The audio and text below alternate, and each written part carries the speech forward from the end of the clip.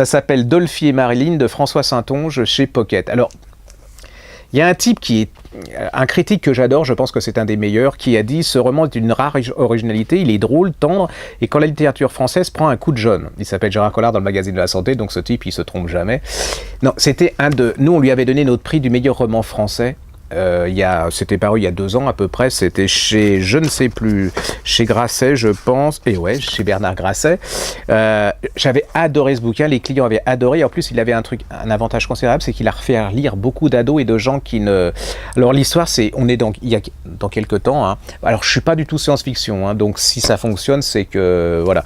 On est à Paris en 2060, et chacun peut avoir des clones chez soi, c'est-à-dire que, vous voyez, vous avez les clones de votre grand-mère, d'un truc pour faire le ménage et tout, et puis vous pouvez même avoir des clones de personnes célèbres.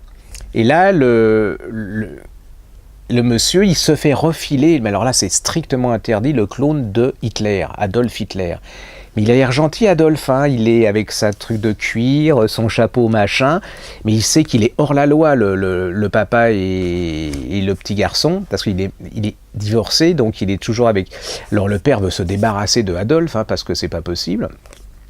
Mais le petit garçon, il veut pas, il l'adore, il trouve que Adolphe, il est super sympa et tout. C'est un Adolphe jeune, enfin, vous voyez, sympa, Adolf Hitler, sympa.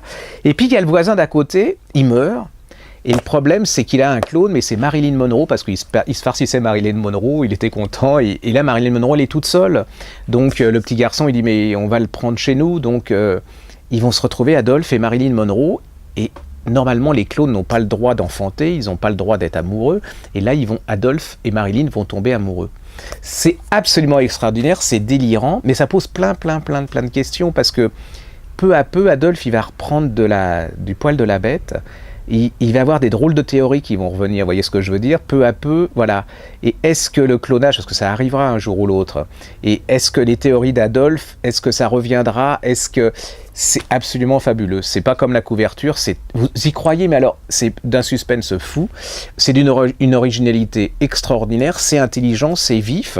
Moi, c'était un des bons moments d'il y a 2 ans au niveau de la littérature française. Et puis en plus, ça change quand même de Kundera, ça change de François-Olivier Gisbert, ça change de Christine Angot, ça change de... Vous voyez, tous ceux que la sélection naturelle évite. Voilà, c'est pour dire qu'il n'y a pas de justice. Allez-y, lisez-le, c'est un excellent bouquin.